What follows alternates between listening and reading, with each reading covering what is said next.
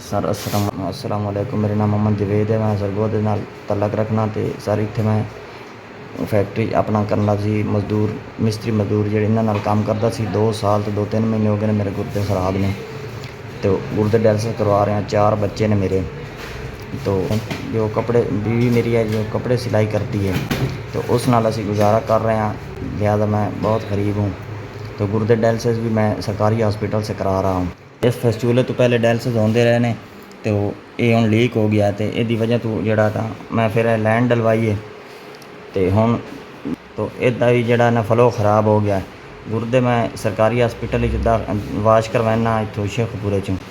तो मैं इत्थे मजदूरां नाल काम करदा सी जेह्ड़े 2 साल ते 2-3 महीने हो गए जिहड़ा मैं अपना गुर्दे मेरे खराब हो गए ने। 10-12 दिन हो गए ने मेरा फैस्टिवल लीक होया ते इहदी वजह तो मैं बड़ा परेशान। टैंपरेरी लैंड पवाई है लेकिन ये भी खराब है। ये ही नहीं जिहड़ा तां सही चलदी पई।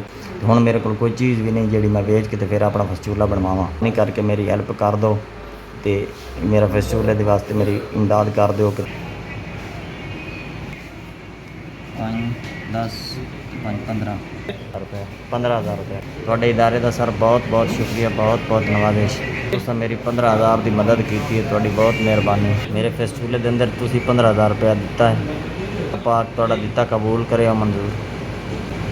ए पैसे मैं अपने फैस्टिवल दे विच पावांगा और तुहाडे लोकां नूं दुआवां देवांगा इंशाअल्लाह। तुसां मेरे फैस्टिवल 15,000 रुपया दिता है।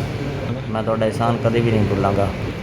मेरी दुआ है कि जेड़े जेड़े लोग तुहाडे इदारे दे शामिल हैं अल्लाह पाक सब नूं खुश रखे और सब नूं दुआवां देवांगे। मैं तुहाडा एहसान सर कभी भी नहीं भुलांगा। अल्लाह पाक तुहाडे इदारे दी खैर करे। रुपया दिता है मिल गया। अल्लाह पाक तुहाडे इदारे दी खैर करे और तुहानूं खुश रखे।